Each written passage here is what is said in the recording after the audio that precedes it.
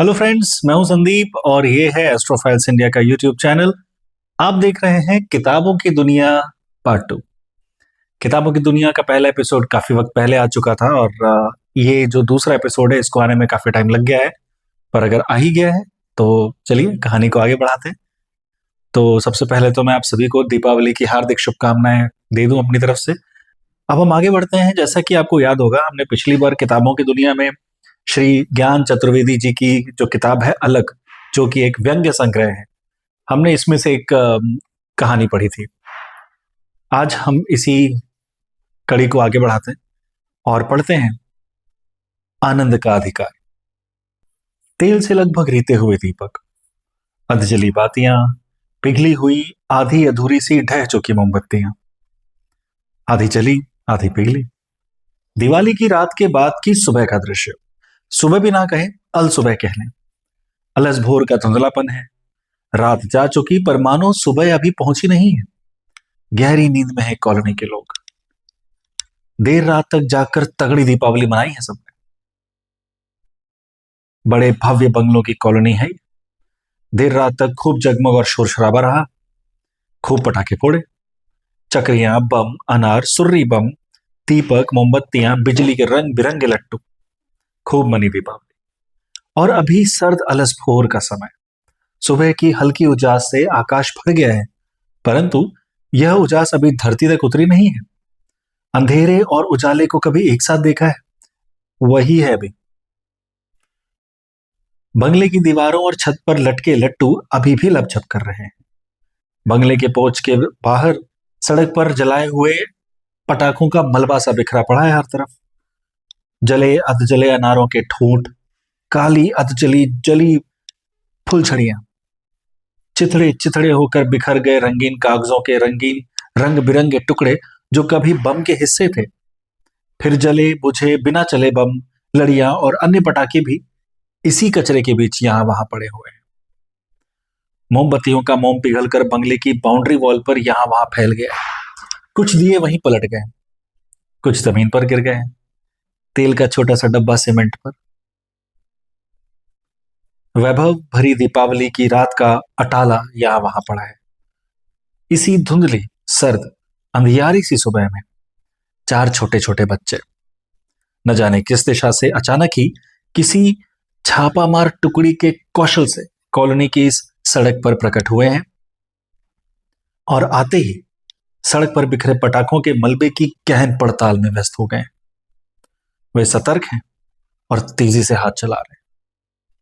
बीच बीच में सब तरफ देख भी रहे हैं। ये बच्चे नंगे पांव हैं, अधनंगा शरीर, अधजले अनार के काले धूसर बदरंग खोल जैसे बदन के बच्चे। होंगे यही 5 से 7-8 साल तक के। ये उन झुग्गी झोपड़ियों की बस्ती से आए हैं जो ऐसी भव्य बंगलों वाली कॉलोनी के कमल के चहुं ओर कीचड़ की भांति अनिवार्य रूप से पनप ही जाती है। कमल की देखभाल साथ संभाल के लिए कीड़े नुमा नौकर इसी कीचड़ से आते हैं ना।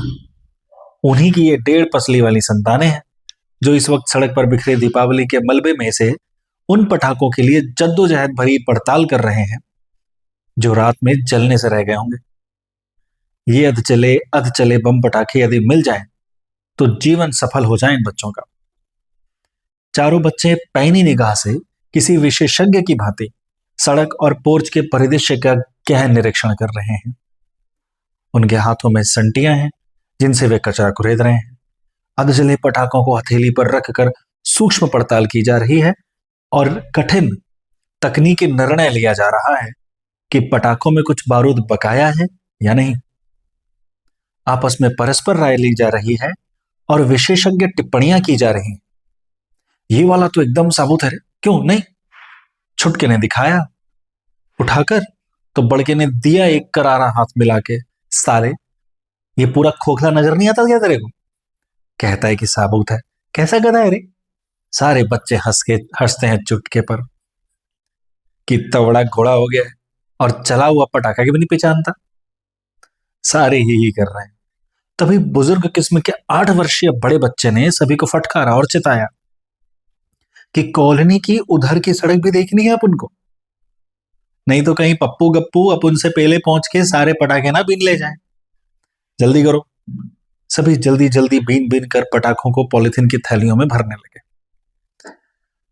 सारे संभावनाशील पटाखे भरे जा रहे हैं। झुग्गी बस्ती में पहुंचकर दोबारा सभी को बिखरा कर जांचा जाएगा कि कितने काम के हैं, कितने कचरा। बहुत मिल गए रे आज तो, हैं? सच्ची कसम से, एक बच्चा दावा कर रहा है और दूसरे को सुनने की ताब ही नहीं।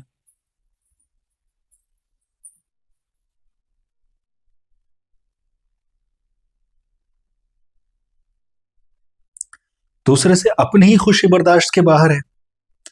उसे एकदम साबुत अनार और 2 नई नकुर फुलझड़ियां मिल गई हैं। कैसे मूर्ख हैं कॉलोनी वाले कि एकदम बिना जले पटाखे सड़क पर छोड़ गए। पर मजा आ गया यार। अभी जाके चलाएंगे बस्ती में तो राजू की तो ऐसे की तैसी हो जाएगी। कल राजू के बाप ने उसे 2 नए नकोर बम खरीद दिए थे तो कैसी शानपट्टी दिखा रहा था। अपन की माँ तो भाग चुकी है और बापू साला दिवाली को भी दारू पी के पड़ा था कहीं। तो कल अपन पटाखे कहां से जलाते। पर अभी देखना, थैली भर लिया पटाखों से कि तभी छुटकी को पोर्च के अंदर की तरफ 2 साबुत चक्रियां और 3 फुलझड़ियां कार के पहिए के पास पड़ी दिख गई। मैंने सबके पहले देखा, मैं ही उठाऊंगी। उठाने के लिए बंगले का गेट ठेलकर अंदर जाना होगा। जाऊं कि नहीं? अरे चली जा, तू ही रखियो, तू ही चलाइयो, कोई ना छुड़ाएगा तेरे से। वैसे भी फुलझड़ी चक्री सब लड़कियन की चीजें हैं, हमें क्या, क्यों छड़ेंगी, है ना? सारे लड़के लड़की को, छुटकी को प्रोत्साहित कर रहे हैं। छुटकी गेट के बाहर असमंजस में, कहीं कुत्ता ना हुआ या आदमी ही हो। कुत्ता तो नहीं था, परंतु अचानक ही बंगले के अंदर से एक अधेड़ आदमी निकल आया, मोटा सा नाइट सूट पहने।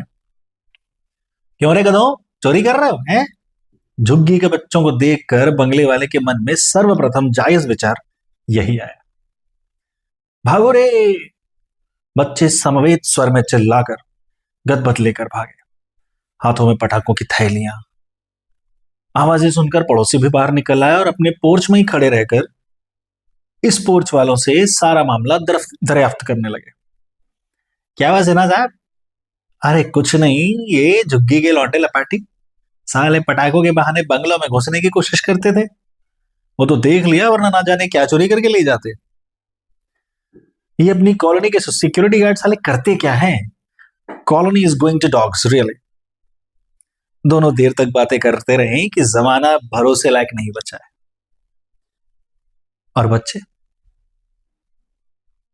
वे अभी झुग्गी बस्ती में पटाखे और उनसे झाड़ी गई बारूद को कागज में रखकर जला रहे हैं और खूब मजे ले रहे हैं।